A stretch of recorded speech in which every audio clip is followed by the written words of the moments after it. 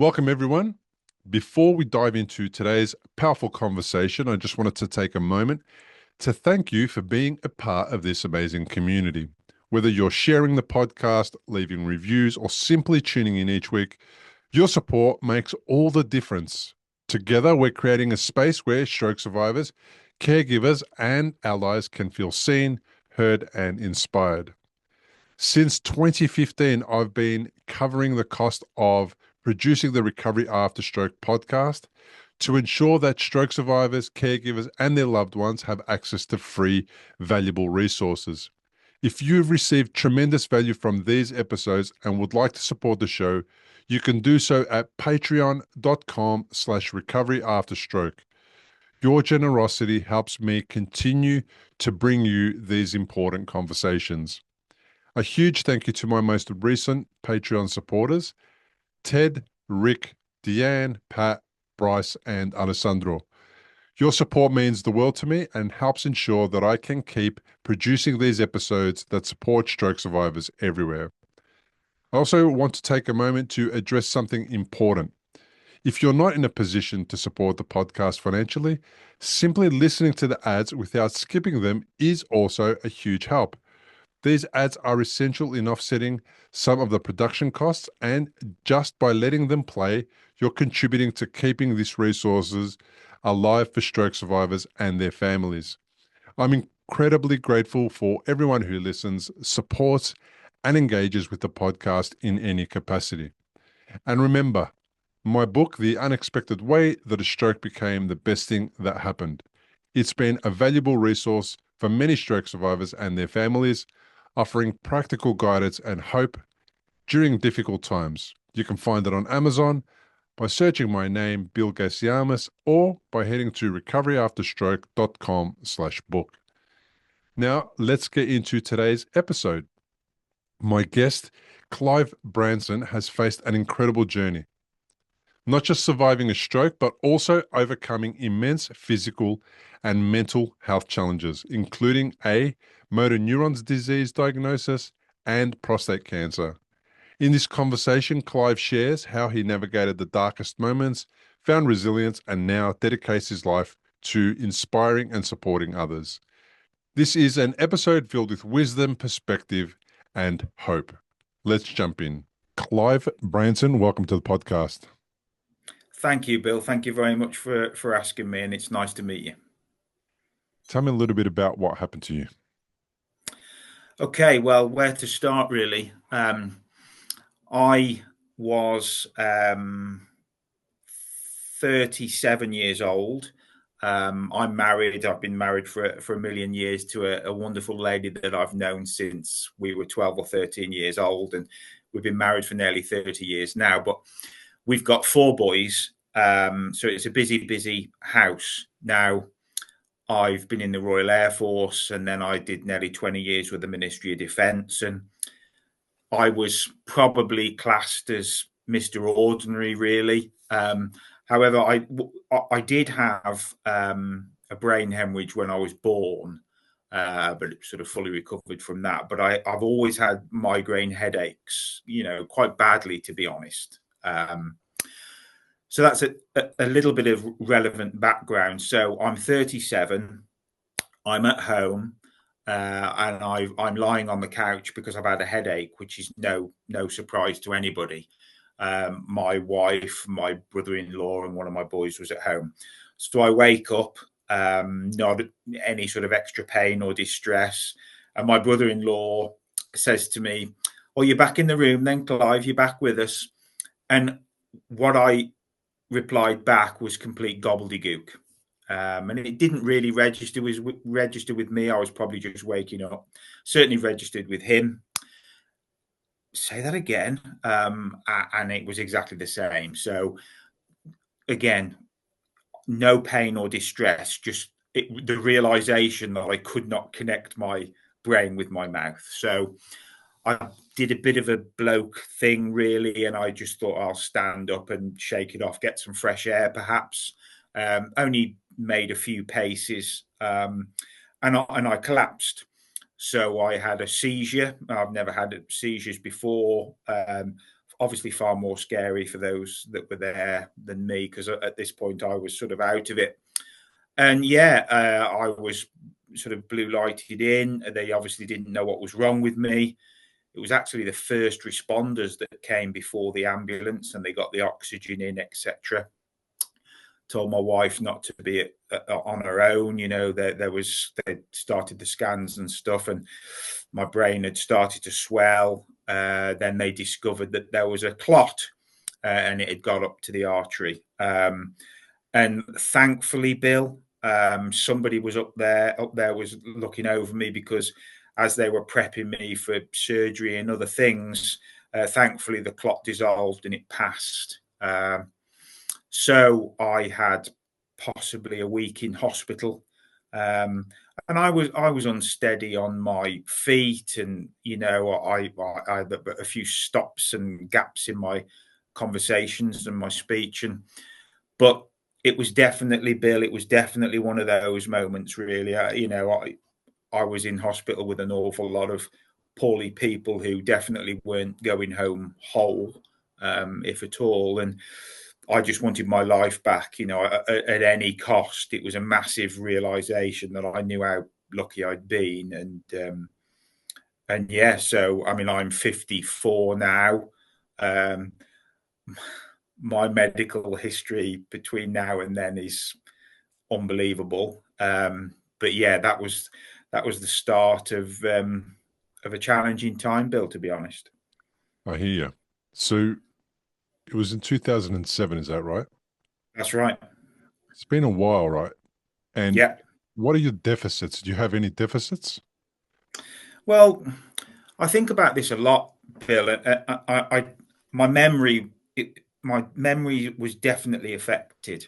I'm not pretending I had a photographic memory or anything like that, but I think my short-term memory really struggled. And also, if I'm talking to somebody, particularly in a professional capacity, and there's quite a lot of information thrown at me in one go. It might be a formula they're trying to explain to me, particularly if it involves numbers.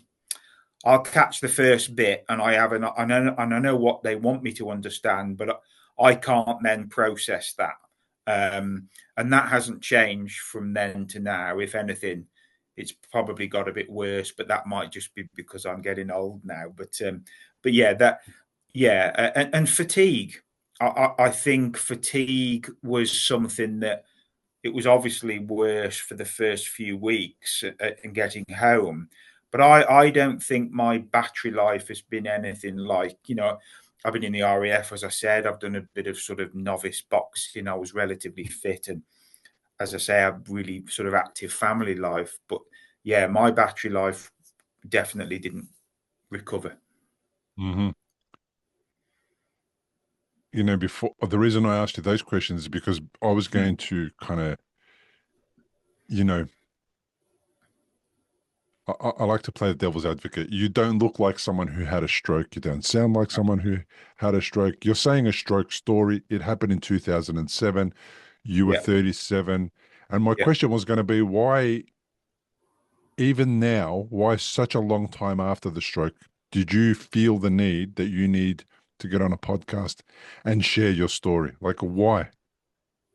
Because because of what's happened to me since, and because of my various medical challenges, both physical and mental, I've reflected on my life in general. I've reflected on my own mortality, and it's very apparent to me that stroke was the trigger for my whole body changing, my whole capacity for certain things changing.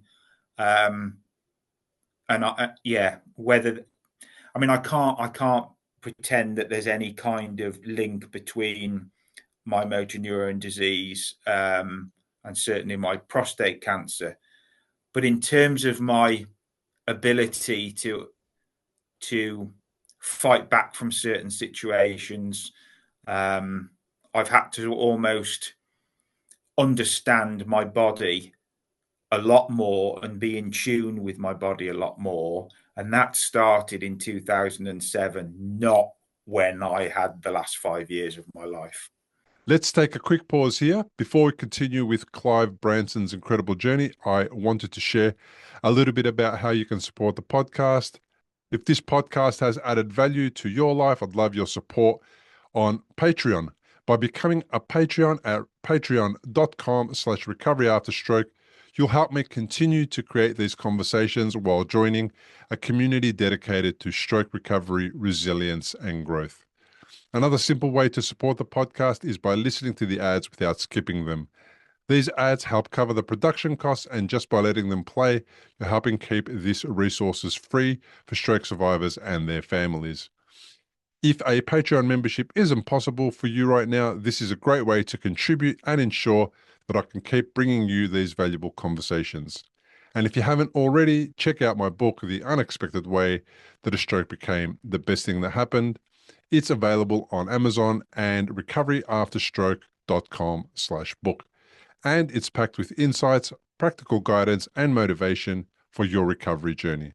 Now let's get back to Clive Branson and hear more about how he's navigating life after stroke, MND, and prostate cancer, and why he believes resilience and perspective are key to overcoming life's toughest challenges. I hear. Okay. I was going to ask you about the current medical conditions that you're dealing with as well.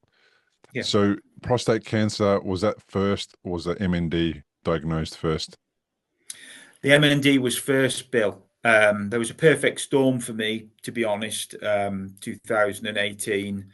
And, obviously this is a stroke recovery podcast, so I don't want to sort of take up too much time with this, but there was a perfect storm, and that involved, I lost both my parents, completely different, sort of one Parkinson's, one COVID, but I got the diagnosis for slowly progressive motor neurone disease.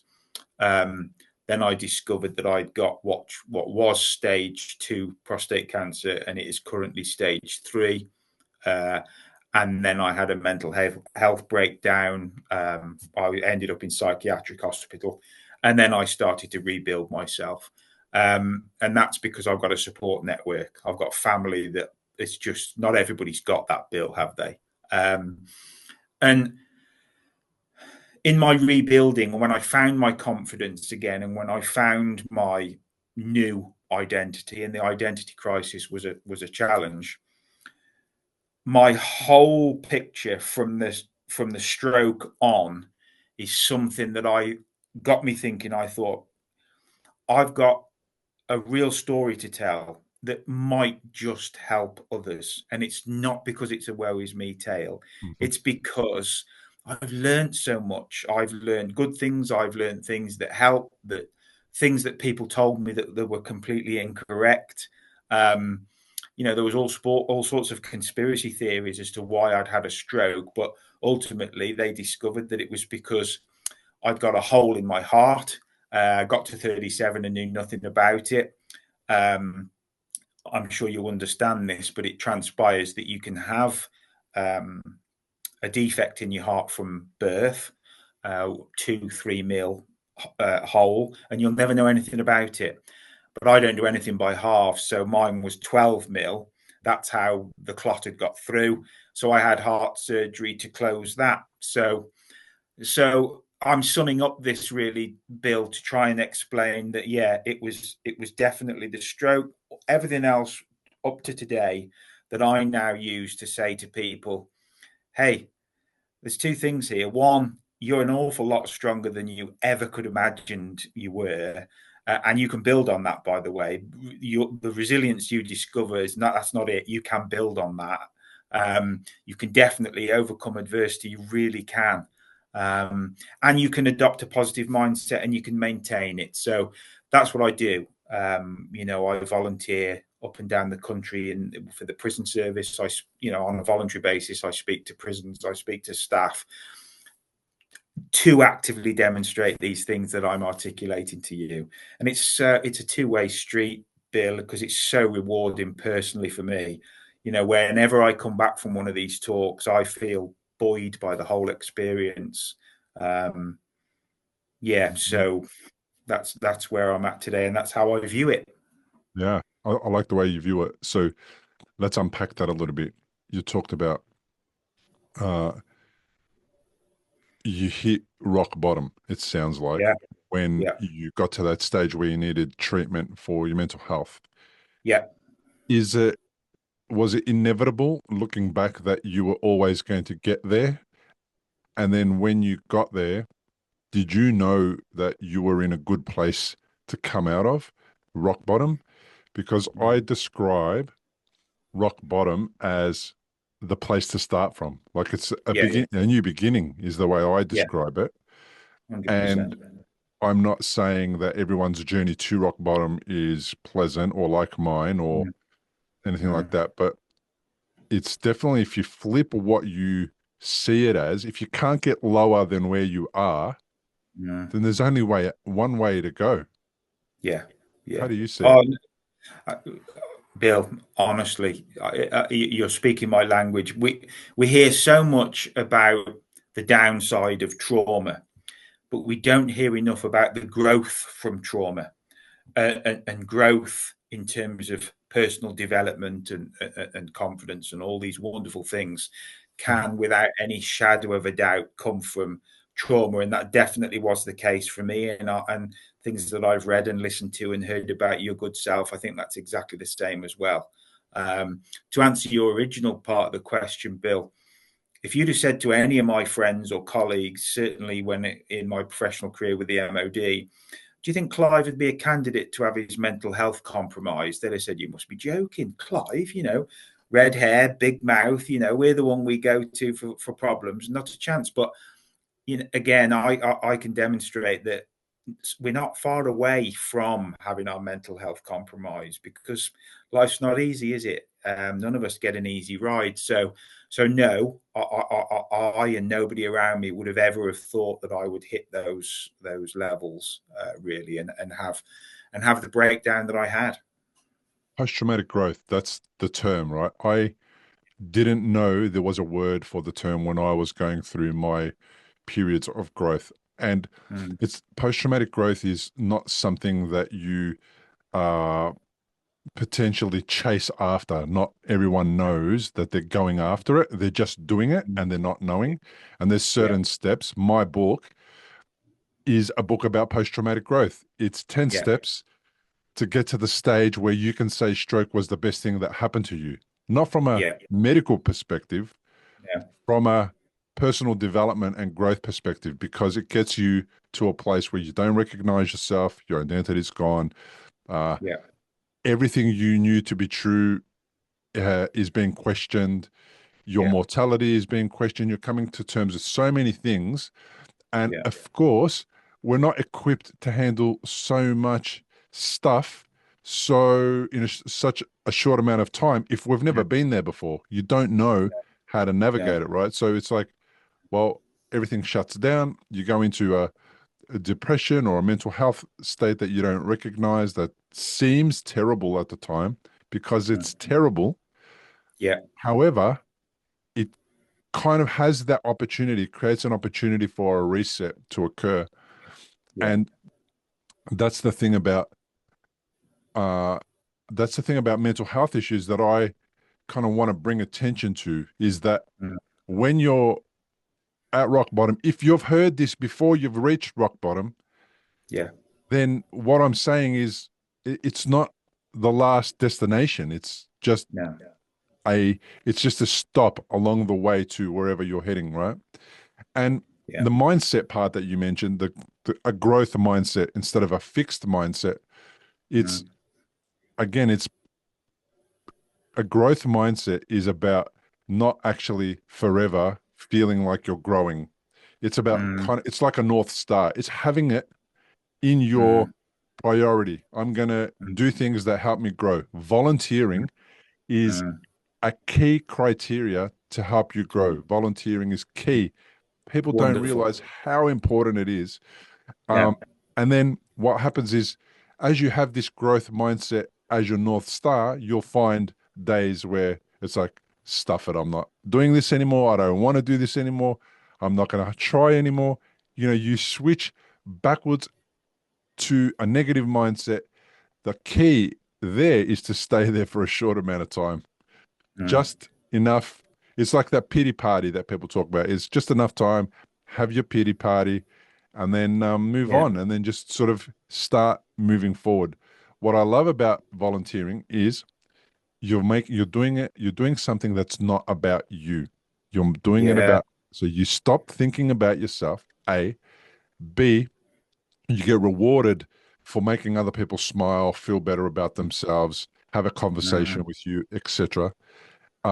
You're you've changed your mindset from a it changes your mindset from a negative mindset to a growth mindset immediately, because you have to find a way to get out of the house.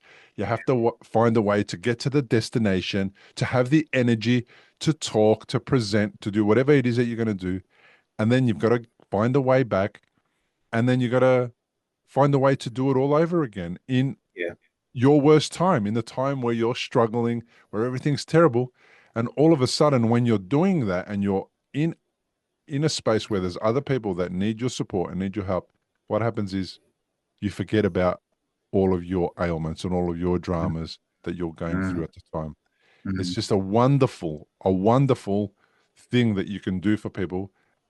I think the reward back is far greater than the energy that you put out, that you have to give. No question, Bill. No question. I mean, you know, I'm fortunate enough to be on sort of some rosters, some speaker bureau rosters. So I'm hoping that one day I'll be able to provide for my family properly by doing that. And I work in the corporate world, and I'm growing that. However, I approached the prison service in this country, and it took me a while to do it, to get to the right person. It was LinkedIn actually that helped me, where one of the governors, he realised he'd got a new stalker, and he said, "I better respond to this guy." And he said, "Look, come to the prison and meet me." And long story short, I said, "Look, there's no catch here. I'm not looking for anything at all, but I will come." And I'm not learning from lines from textbooks. I'm not doing death by PowerPoint. I will share my story with brutal honesty, with an injection of humor, but it will resonate. And I think that it can do some good. And it went from there. And you just get recommended from one prison to another. And you're absolutely right in what you say. And as I say, if you'd have said to me 10 years ago, the benefits of volunteering, I'd have made all the usual excuses, not haven't got time, this, that, and the other.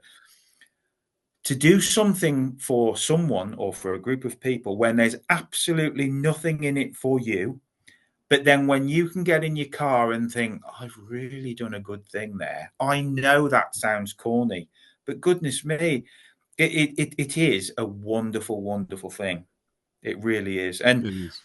and when you were talking there, Bill, about the realization of and the drive to do this and to get your direction back, I can remember when that happened to me, because one of the biggest problems I had in terms of the mental challenges was because I'd completely lost perspective, totally lost perspective, which I firmly believe that is one of our superpowers. I mean, it just is. I'd lost that, but it was my wife, and she was sitting across the table in the psychiatric hospital. I'd been in there a couple of weeks. I was in there for 10 weeks in total, but I just recognized her, Bill, on this day, properly recognized her, and thought, wow, hang on a minute, that's Vic. That's the lady I've known since I was 12. And so she's here amongst the noise, visiting her husband in the psychiatric hospital, but then she's got to go back in the car, go home, act really normal, and do all the mundane things, pay the bills, see to the children, etc. And then she's got to get back in the car and visit me tomorrow with a smile on her face. And we're a team. Now she needs me, and I definitely need her. And that's the day perspective came back. And I just just very slowly started to think, I need to sort of think about things. I need to consider where I am. and I need to build myself and get stronger. And that's where it started. That's where I got. That's where the growth, and certainly from a mental point of view, mental health point of view, came from. It was wonderful. Yeah. It reminds me of my journey after brain surgery. Same thing, My Mm. father-in-law passed away just in November last year. Sorry to hear Um, that. yeah, thank you. And 10 years ago to the same month, his wife passed Mm. away. Oh, And goodness. that was during the same week that I got diagnosed with the third bleed and was told that was, sorry, a week after I got diagnosed with the third bleed, and I was told that I needed brain surgery. So now my wife's preparing a funeral with her sisters Mm. and her father to bury her mum. And Mm. a week after that, I'm going into surgery for my brain. And then I'm in hospital for a month. And to me, her mother passing just completely goes out of my mind because Yeah. I've got other things to focus on and to worry about, right? Preoccupied. Yeah. Yeah. And I'm in hospital for a month and a bit. And she is doing all of the stuff you just described. She's Yeah. putting on a brave face, coming to me, going home, and probably, Yeah. doing the family stuff and putting on a brave face for them. And probably not much time is spent on reflecting on her mother's passing and what that means to her and how Mm-hmm. that's impacted her family and all that type of Mm-hmm. stuff. It's just life doesn't end because you had a stroke, you have MND, you have prostate cancer, you had a heart Yeah. attack, you had a hole in your heart. It doesn't end. Everything Yeah. continues, and you can't just capitulate. You can't just fall in a heap. I No. suppose you can do it for a short amount of time while you're resetting and you're trying to Yeah. wonder which is the road I need to take out, but it's Yeah. got to be a short time. Now, that might be days or months or weeks. It doesn't matter as long Mm. as over the span of your lifetime, it's just Mm. a small window where you fell Yeah. in a heap and you thought everything was, um, everything was sort of useless or helpless, or Yeah. I'm not sure what the Yeah. Yeah. word is. Yeah. Um, Yeah. Yeah. and that's Yeah. what I find people who are sharing their stories on podcasts like this have done that. We all have Mm. similar steps that we've taken to get to that point, and then Yeah. sharing the stories also seems to be a bit of a key ingredient Yeah. to the next phase of your development and your growth. Yeah. And I've had a lot of stroke survivors who will come on the podcast 5, 10, 20 years after the stroke. It's still Mm.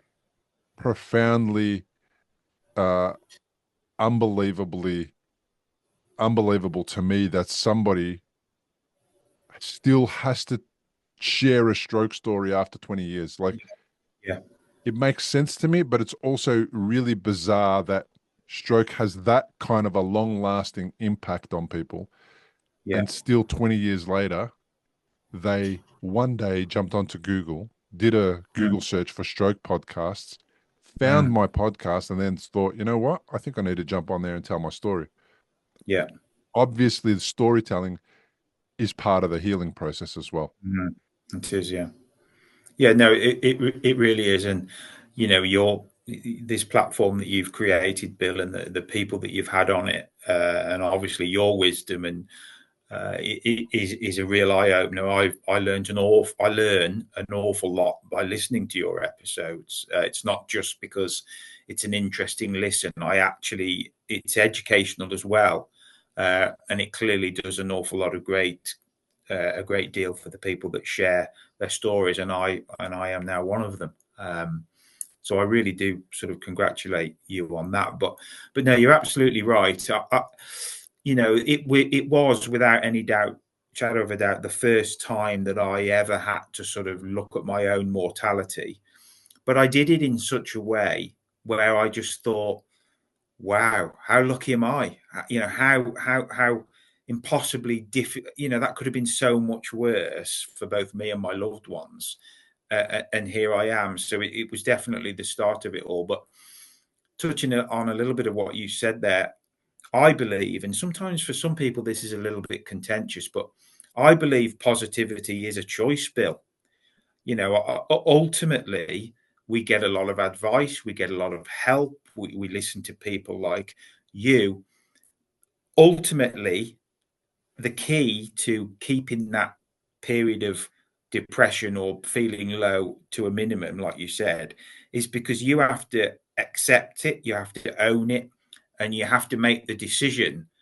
Okay, well, I can stay here and I can see what's next, or what can I actually do to find myself again and find something completely different, if that means, you know, we all pivot in life. Sometimes we have to and sometimes we want to, and there's nothing wrong with that. And I suppose it links into the growth from trauma, but it's definitely happened to me, no question about it. Positivity is being able to answer this question, um, either answering it well or badly. It doesn't matter as long as you can answer it. And it's like, okay, what's good about this situation right now? And if your thinking is shallow and you're thinking, okay, I've just been diagnosed with a stroke, there's nothing good about this situation right now, well, then there's really hard to find a positive spin out of it, right? Yeah. Or even what's funny about this right now. If you know you're like me and weird, you look at the funny things that happened uh in my whole medical journey, you know, and Mm. waiting for that. I was waiting for a I was going home after my pre-surgery appointment. They do all the tests and scans and they want to make sure that I'm ready for surgery, you know, physically. Yeah. And I had another episode. I don't know what to describe it as, but I felt Mm. like really lightheaded. I was kind of out of this world. I was Mm. feeling strange sensations on my face and on my body. And I thought I Mm. was having another bleed, like in hospital while I was there. So we went to emergency and we were waiting there. And in that time, I'm really unwell and Mm. concerned about my health. You know, my mother-in-law had just been buried a week earlier. Mm. I'm going into brain surgery in a week, and I've shared this story before. There was this kid who was on the spectrum somewhere, you know, with autism somewhere there, and had been to the was a teenager, had been to the toilet and come back, and was Mm. holding onto the armrest that I was holding onto, and we were kind Mm. of, you know, our hands were touching or whatever. Um, and his mum asked him, "Did you wash your hands after you went to the toilet?" and, and all of my stroke symptoms, everything went Yeah. away. Yeah. Yeah. The only Yeah. thing I Brilliant. could do was focus on whether or not he had washed his hands. And I didn't Yeah. ask and I didn't respond any way strangely or whatever. I just got up and Yeah. went to the toilet and washed my hands Yeah. and came and sat down. Oh, it's Now, wonderful. Yeah. now there's, you know, in amongst all the disaster that was my life at that moment, Yeah. it really made me, on reflection, it was a really funny moment. It made me Yeah. completely overcome all of my stroke concerns Yeah. and go and wash my hands and then come and sit back down and then resume my stroke problems. Yeah. You know what I mean? Like It, it's yeah. weird. It's yeah. It's about Yeah. asking yourself that question. It's like, okay, what's good about this right now? And that what's good can be that I'm in a hospital and Yeah. I'm being cared for, or Yeah. um, somebody is sitting next to me in the hospital who's a friend or whatever. Like it, Yeah. that's how it, that's how you develop that focus on what's good in this really Yeah. terrible moment and distract yourself from the terrible moment, because Yeah. sometimes focusing on the terrible moments at the wrong time is not good, because it could get your heart rate going in the wrong direction. It could get you Mm. stressed out, freaked out, and then Yeah. you know that could make matters worse. So you want to be able to manage your um, you know, your condition a little bit as much as you can, and Mm. that's just one real quick easy hack. That's how you do it. Yeah. Yeah. Oh, absolutely. Yeah. I remember when I woke up in the hospital after the stroke, and obviously my wife was there, and we had a bit of a laugh and a joke quite quickly, really, because bless her, she was desperate to say, "You do know who I am, don't you? You know it's me, don't you?" And we laugh about it now because it's almost like a funny a theme from a scene from a film where we don't need to worry about diplomatic here. Do you know who I am? And we laughed and joked. Obviously, I wished I'd have had the presence of mind to say, "Who are you?" And Yeah. I'd have milked it for a while, but obviously I'd just woken up. But yeah, these are funny little things that we talk about and we reflect on. And I touched on it earlier. I was aware very quickly that the guys and girls in this ward had got it a lot worse than I had. And that didn't, not from a gloating period. I felt grateful. I felt genuinely touched and grateful. And I got on like a house on fire with the guy next to me, and we helped each other. And his wife couldn't get in as much as my wife could, so we sort of shared visits and things. And the humanity side of it. But I was desperate to get out and get back at it. But yeah, I think in life, Bill, and as a family, we respect humor. I think it's a wonderful thing. We all respect it. But let's, for example, with the MND, I didn't want to make that a taboo subject for my loved ones or my friends. No, not because I'm that twisted and weird, but because I didn't want them to worry. I didn't want them to tread on eggshells. I didn't ever for them to feel that they'd said the wrong thing. And it stood us in good stead as a family, because if they want to talk about it, they can talk about it. If not, that's great. And the prostate cancer is exactly the same. I'm only just now having treatment for that. I'm in the middle of having my external beam radiotherapy. And again, if we had open conversations about it, and that will continue. And I think that's really important. Yeah. I'm going to pause for a moment. I'm just going to, Yeah. I've got to go grab a tissue. When I come back, just so we don't forget, which literally be in 30 seconds, No I want problem. to talk about your MND diagnosis, how you came to notice that. I Yeah. think it's Yeah, of important course. about that. And then we'll talk about your prostate diagnosis and how you came to know about that. There'll be men listening, and I think we should share that. You go and do your thing. Won't be a sec. Don't worry.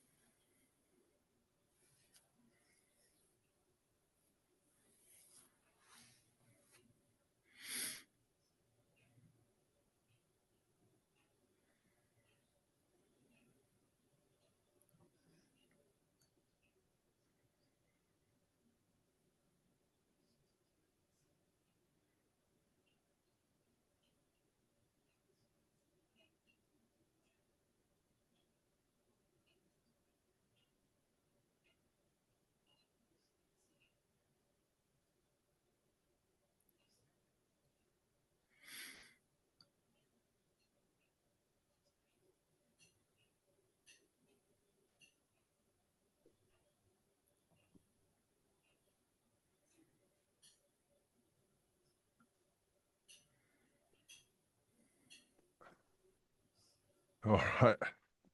I have morning allergies and my nose gets all runny. I sometimes have hay fever through Yeah, the summer, and to be honest, it's some summers it's not too bad, and others it's awful. There's nothing worse. yeah, Any that's what allergies, isn't exactly what I have. it? So annoying. Anyhow, Yep. all right. So I want to talk about how you came to become aware that there was another issue with your health, specifically about the MND. How do you notice that there's something not right? Okay, yeah. Well, I was walking my youngest, Alfie, to school. This is around about 2015, maybe 16. And every now and again, my ankle would just go really loose, my left side. No pain at all, just, goodness me, I might go over on my ankle here. And you just think it's nothing, a trapped nerve or something. And you walk it off. But very slowly, but surely, it became an issue from once a week to twice a week to almost every other day. And I was banging my toe on things, on a step or something like that. So I was seeing a neurologist, Bill, about my headaches, and had been for quite some time. So I've been to the GP about this issue about my ankle. So he instigated all the scans on my spine, my neck, and all sorts of issues to make sure that there was no mechanical problem, trapped nerve, etc. Until we got to the point where he said, "Look, Clive, you're already seeing your neurologist. I think you should mention it to him because, in my personal opinion, I think we might be looking at a neurological issue." So I did just that.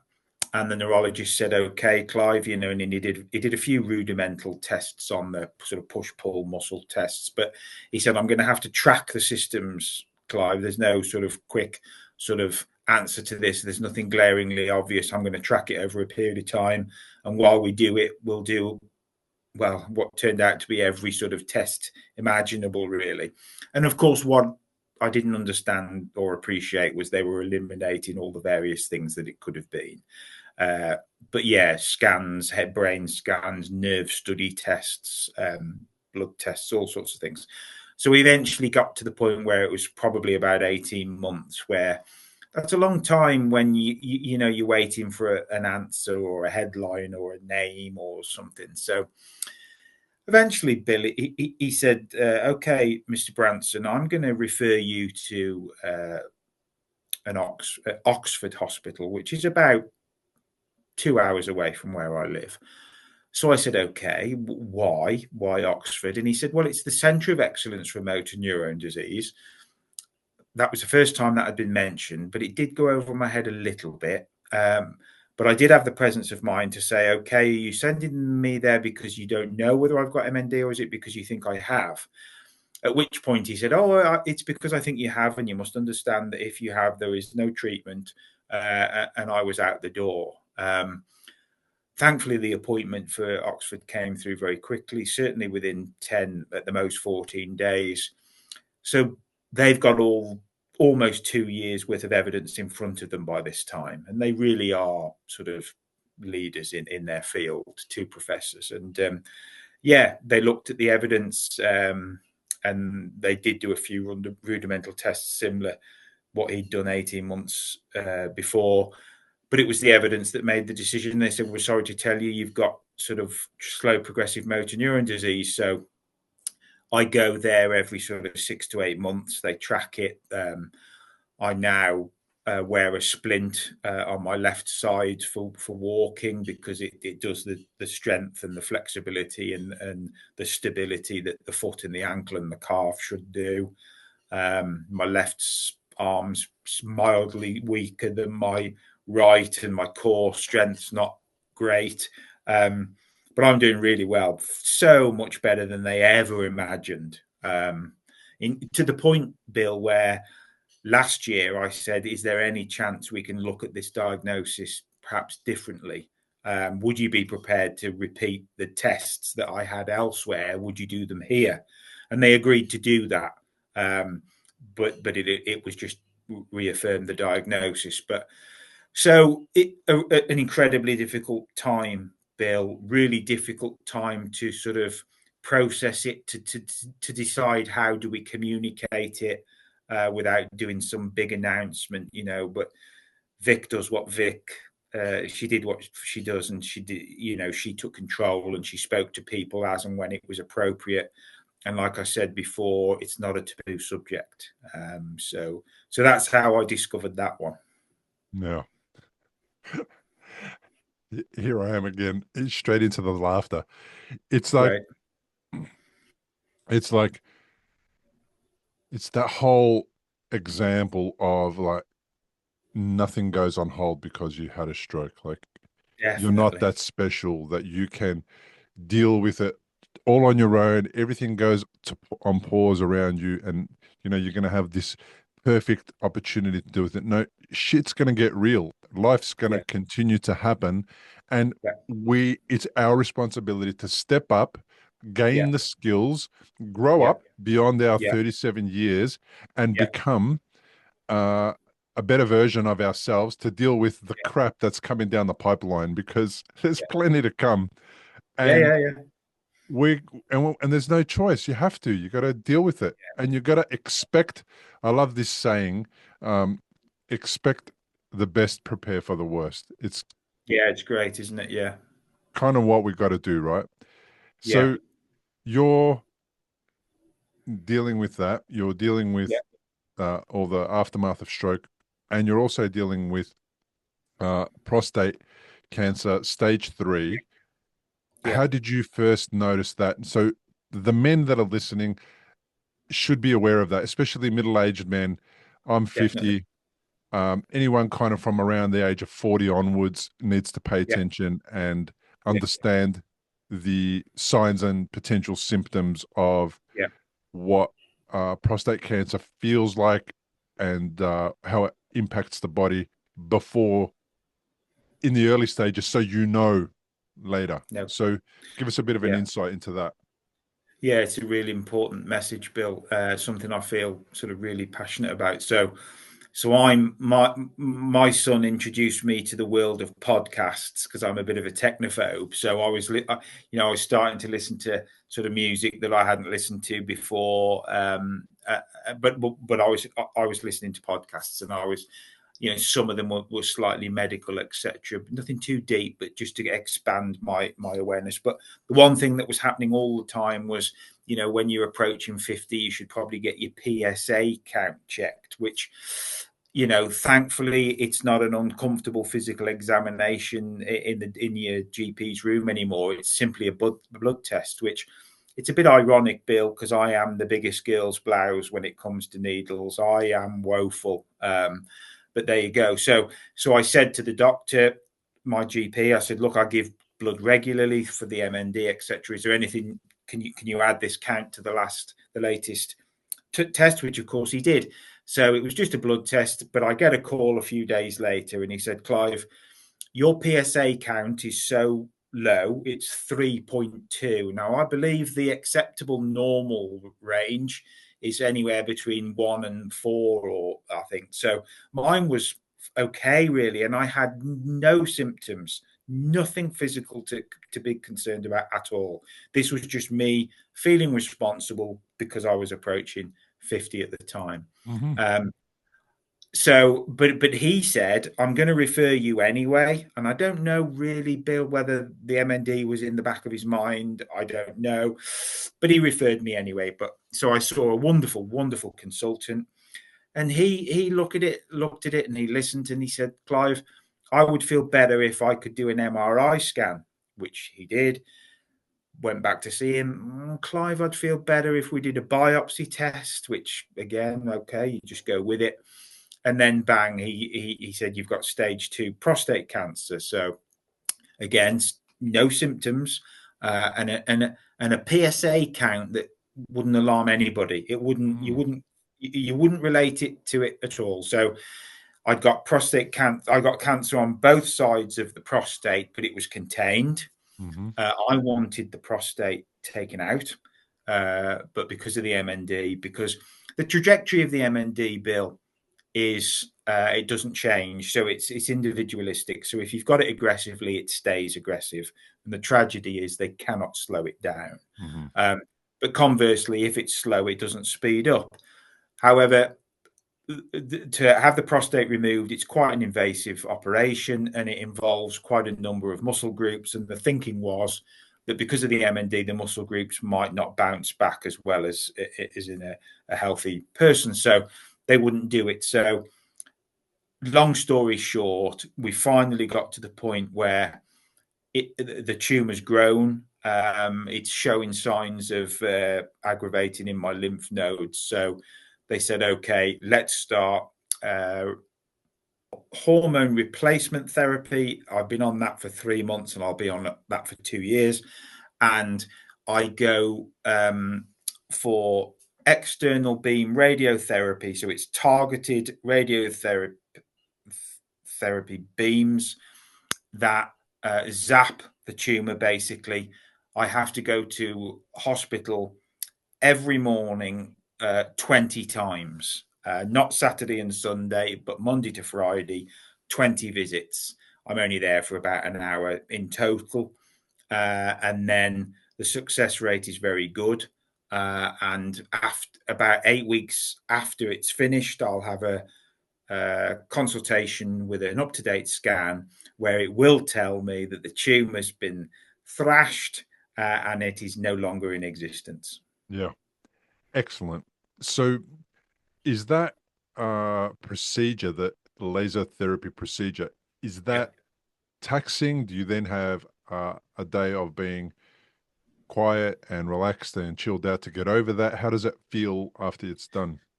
Yeah, good question. It's nowhere near as bad as chemotherapy, which will be the next stage if it hasn't been quite as successful as we're all hoping, but I'm sure it will be. But no, tiredness and fatigue is the biggest downside to it. That's all really. So I do feel tired when I come home, and that will slightly increase as the treatment goes through those 20 days.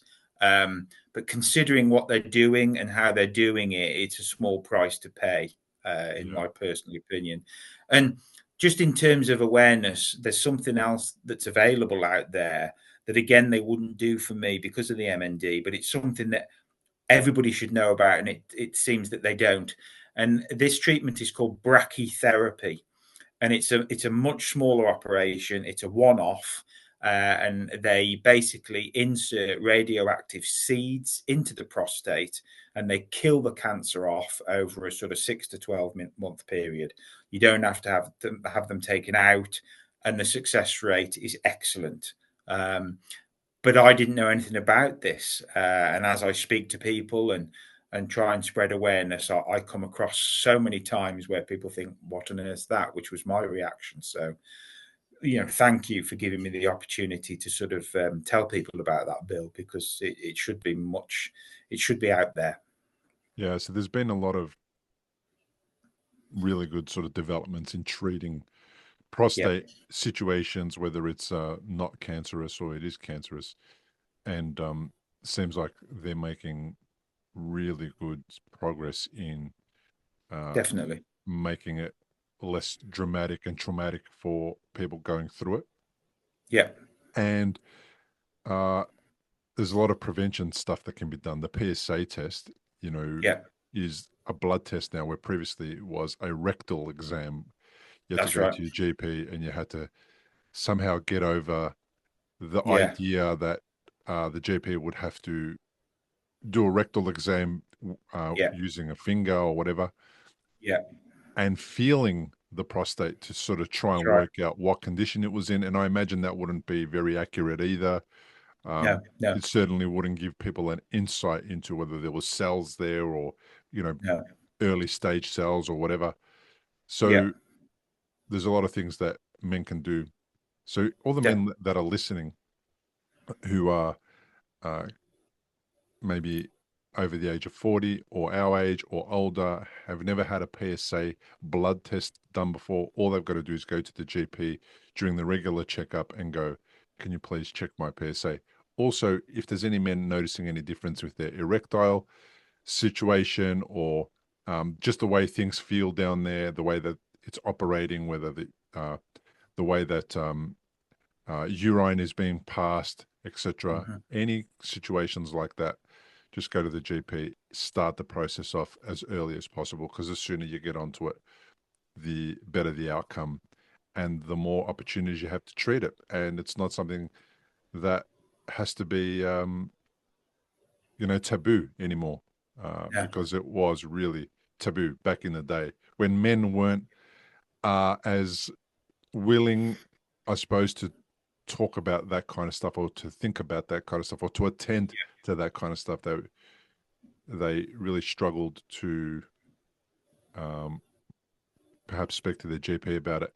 And as a result, a lot of men didn't get support, and that didn't work out for them. So Yeah. really important. Now, with with work and your career and all the things that you were doing, where is that? How are you keeping busy these days, other than lots of medical appointments to doctors? Yeah, I am a one-man drain on the National Health Service here in England, Bill. I wear that with pride. I can't deny that. But I'm slowly being confident enough to call myself an inspirational speaker now, Bill. And as I said before, I don't hide the fact that I want to get to the point where I can provide for my family by doing that. But yeah, it's more than that. I feel passionate about it. And I firmly believe, and the testimonials that I've received they're as positive and as humbling in equal measure. So they are landing, and it's helping people. So that's my journey now. That's my challenge, and I absolutely love it.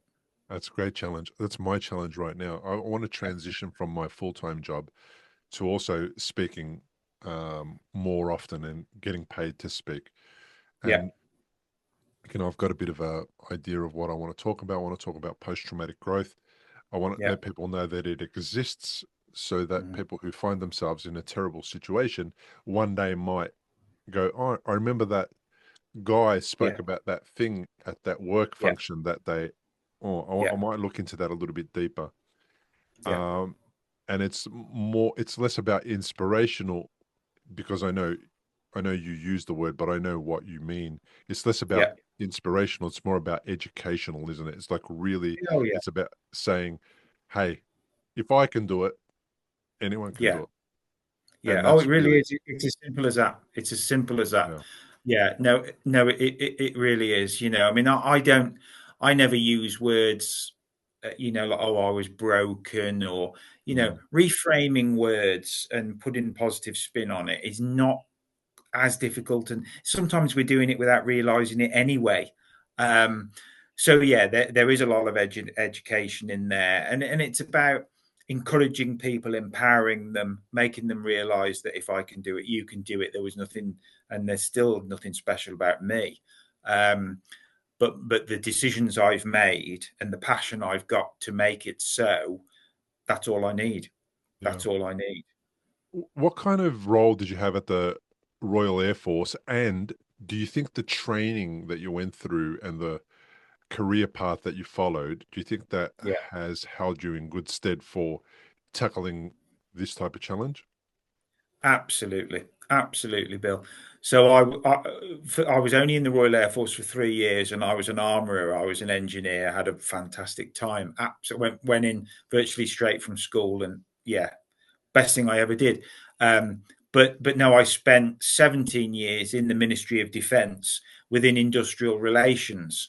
So I was involved with the trade unions. I was involved with senior HR from a sort of strategic level. So I could be in a one-to-one grievance one day. I could be speaking to 300 people the next about some things that the management were proposing to take off us. So that's how I cut my teeth in terms of learning to speak to people. That's how I developed people skills. So yeah, is the short answer. It really did. It really did teach me how to connect with people, because connecting with people is a privilege. Anybody can sort of, well, nearly anybody can get up in front and just speak, or speak from a prompter or something. But to actually look people in the eye with authenticity and passion, and connect with people, that is a privilege. And that's something obviously you're doing with your speaking, and that's something that I'm hoping to do more of. My my youngest son said to me, "You'll like this, Bill." He said, Dad, you need to be on Instagram. And I said, I'm 54. I don't even know what Instagram means. And he said, no, you need to be on Instagram. So, this is a shameless sort of plug here, but I am on Instagram now, Branson Clive. And, he'll always say to me, well, how many followers have you got, Dad? And, it's a bit of a competition there. So I've probably got about 30 followers. So perhaps that's something that your listeners can help me out with. And Yes. But he also, on a serious note, he also put me on YouTube. And, I really don't know what I'm doing with it, Bill, and I don't know where it'll take me. But he's opened it for me. It's Clive's Inspirational Hub, or no, it's Clive's Inspiration Hub, and I'm going to make use of it, and I'm going to put useful stuff up there. I hope people subscribe to that, because it is about education, it's about awareness, it's about sharing, and it's about putting people at ease to think, well, because sometimes the first stage is just asking somebody a question or sharing whatever it is that's troubling you. And if they've got a platform to do it, which is something that you're wonderfully providing, it's sometimes the first step, isn't it? Yeah, I agree with that. I found out about YouTube in 2012 when Wow. it was still emerging. But in 2012, I had no idea what to do with it either. So I just created a channel and just did nothing with Yeah. it, right? Yeah. Well, turns out if I had started in 2012, this journey, like literally 2 or 3 years into the whole YouTube experience, Yeah. my channel could have been massive by now. But I didn't have, at the age of, say, 20 something, sorry, at the age of 37, I didn't have a platform that I thought was, No. well, I didn't have a platform. I had no idea what to talk about. I was No. just busy No. doing the things I was doing, right? So I did Yeah. nothing with it. And then in 20, in 20, in 2014, when I started the podcast and started putting out little bits and pieces of information and episodes, again, I had no idea what I was doing. And I was just putting Yeah. it out there just Yeah. so that I could have somewhere where I could store the information Yeah. that I was sharing with other people, Yeah. as an easy way for me to refer people back to it. If anyone ever asked, do you have information on this? And I could just say, yeah, just go there. It's there, really Yeah. easy. Yeah. Yeah. And because I was unwell, I was only putting out podcasts whenever I felt up to it, whenever I could do it. Yeah. And that meant that it was sporadic and it wasn't a lot of episodes and it wasn't consistent and all that Yeah. type of stuff. So very difficult for people to catch on and for Google or YouTube to actually say, you guys should follow this guy, Yeah. Yeah. Yeah. And I just did my end of year review, which I always do at the end of the calendar year, to check and see like where the podcast is at, right? So between 2014, when I first put out a first few videos that were not related to stroke, when I first put out my first few videos, to the beginning of last year, so the beginning of 2024, the channel had reached, it had done about 250,000 downloads. So people over that period of time had watched 250,000 times. And I thought that was Wow. fantastic, right? It's excellent. Yeah. Yeah. What's interesting is in the last 12 months, it has doubled. So Incredible. it went from 250,000 from 2014 all the way through to the beginning of 2024. And then in 1 year, it doubled. So That's incredible, isn't it? I Well can, done, you, Bill. it's awesome, right? So, and that's the thing is I've got no control of that too much because YouTube determines who's going to get the views and all that type of thing. But what I'm finding is that people are interacting more and they're grateful for the stories. They're grateful for the stroke survivors who have shared. They're leaving comments. They're Yeah. responding. And it's become a community of like-minded individuals who are looking at growth, looking at Yeah. overcoming, who are looking at getting better, who are looking at moving beyond rock bottom. And Yeah. that's what's really cool about it, because I never expected that I would have a community of those types of people. Why I'm saying this is because, like you, It doesn't matter if you don't know why you're doing it. When No. the coin drops and you know why you're doing it, then Yeah. you've already started and you've overcome the technological Yeah. hurdles and you're not so afraid of it. And then it's Yeah. just like, I'll put that there. And if somebody wants to watch it, it's up to them. It's the whole thing. It's just like going into the prisons and talking. There's, Yeah. there was nothing in it for me then. There is now, because now that it's Yeah. gained momentum, if I can twist that and turn that into a career or an income or something like that, Yeah. then I'm serving myself and the community. Yeah. And Yeah. what it's no better, it wouldn't be a better way for me to have a career to serve the stroke community. I Yeah. mean, that would be awesome, right? So that's Yeah. kind of Yeah. my goal. That's how it's transitioning for me. And Well, it's that taken you've a clearly long done time. you've done some incredible work, Bill, and yeah, I mean, wow, if you've gone from 2014 on the 250,000 downloads, and all of a sudden in the last 12 months that's doubled, that's testament to the people you're reaching, and yeah, the engagement and the awareness and the education. So long may it continue, and if we ever speak again, let's hope it's 5 million next time. Well, I hope so too, mate. Um, well, as we wrap up, I want to ask you a couple of questions that I ask stroke survivors. Sure. And normally the questions are, what's the hardest thing about stroke? I always leave that last bit stroke, but for you, there's more than stroke, there's other things. So I'm going to change the question a little bit to what's the hardest thing about your medical situations over the last few years? What was the hardest thing that sort of stands out for you? I think the hardest thing, and this surprises people when we're talking about MND and cancer and all these things. The hardest and biggest challenge for me and my family has been when my mental health was compromised, Mhm. and getting that mental health back to a place where I got perspective back, and I found the new Clive, a bit of the old and a bit of the new. That has been the hardest challenge. And I don't want people to think that I've got it all sorted now, because we haven't, have we? We still have to manage these things. We still have times where we feel vulnerable, and we have to remind ourselves that we're not the only person that's feeling vulnerable. But it took me 54 years to realize, Bill, we have to live life on life's terms. We make plans and God laughs. So I accept that now with a smile on my face. But no, the answer to your question is it was the mental health being compromised that was and probably remains the biggest challenge. Yeah. I love that you said that you you haven't got it licked. Like it's still something that you have to manage. That's exactly it, right? It's that North Star. It's Yeah, North Star is always to bigger and better things. yeah, Better mental health, better physical health, better emotional health. North Star. yeah, Sometimes we're not going to be there, and knowing that and addressing that and dealing with that and allowing yourself not to be there, that's really yeah, important as well. yeah. It is. Yeah. Slightly different question, but similar in its nature.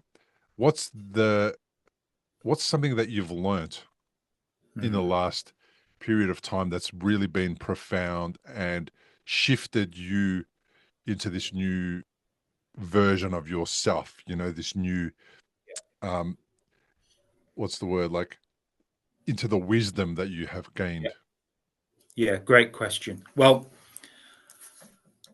I I without doubt look at life through a different lens now, um, and that touches on the growth from trauma. So I perhaps have learned not to sweat the small stuff so much, um, but there's something that I hang on to almost daily that I've learned, and that is that I love and I am loved.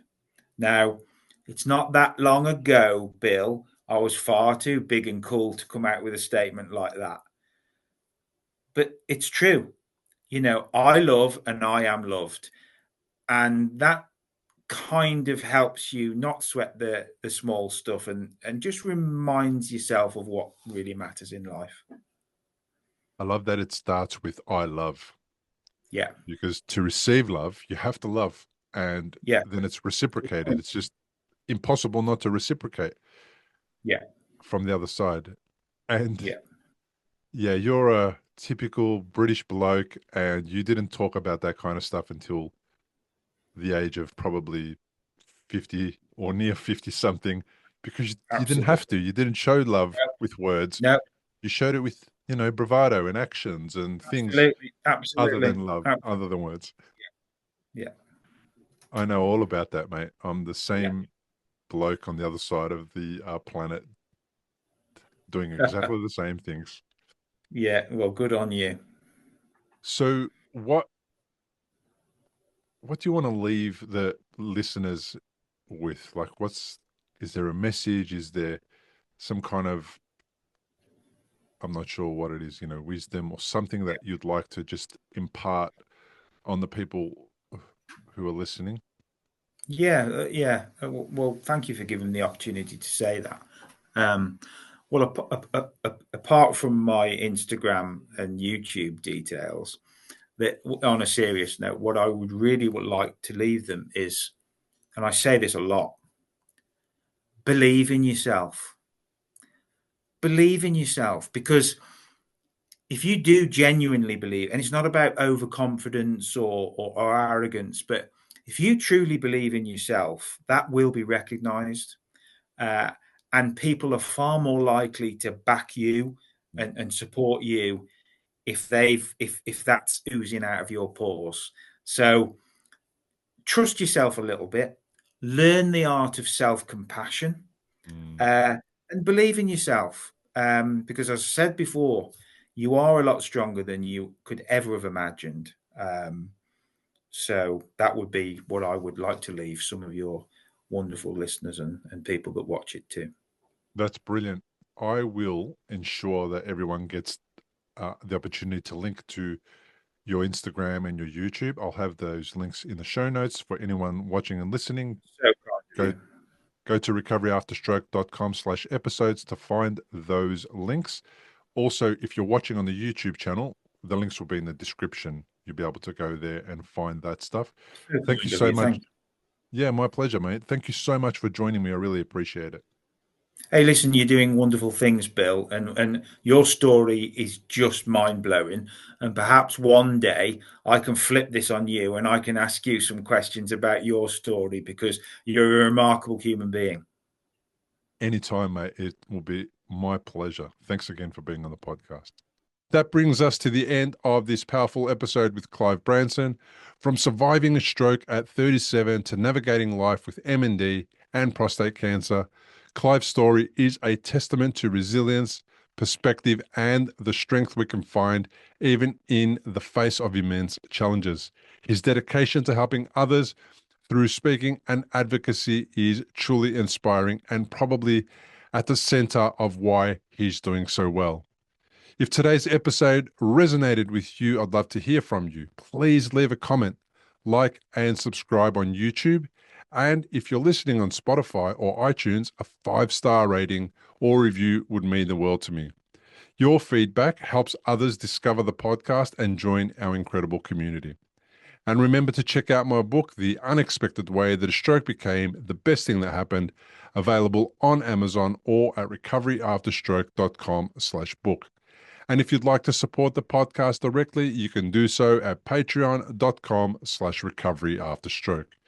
And remember, even if you're not in a position to support the show financially, simply listening to the podcast and not skipping the ads goes a long way in helping keep this podcast running.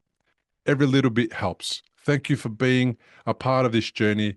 Your support and engagement keeps this podcast going strong, and I'll see you in the next episode.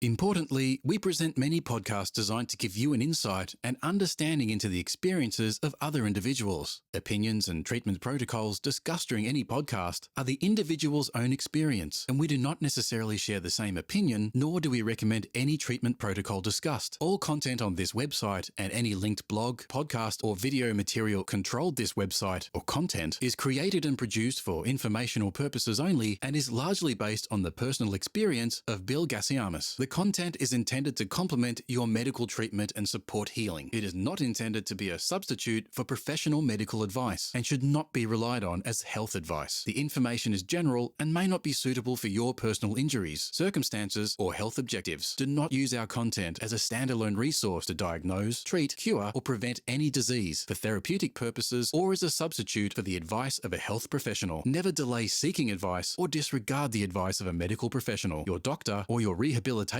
program based on our content. If you have any questions or concerns about your health or medical condition, please seek guidance from a doctor or other medical professional. If you are experiencing a health emergency or think you might be, call 000 if in Australia, or your local emergency number immediately for emergency assistance, or go to the nearest hospital emergency department. Medical information changes constantly. While we aim to provide current, quality information in our content, we do not provide any guarantees and assume no legal liability or responsibility for the accuracy, currency, or completeness of the content. If you choose to rely on any information within our content, you do so solely at your own risk. We are careful with links we provide. However, third-party links from our website are followed at your own risk, and we are not responsible for any information you find there.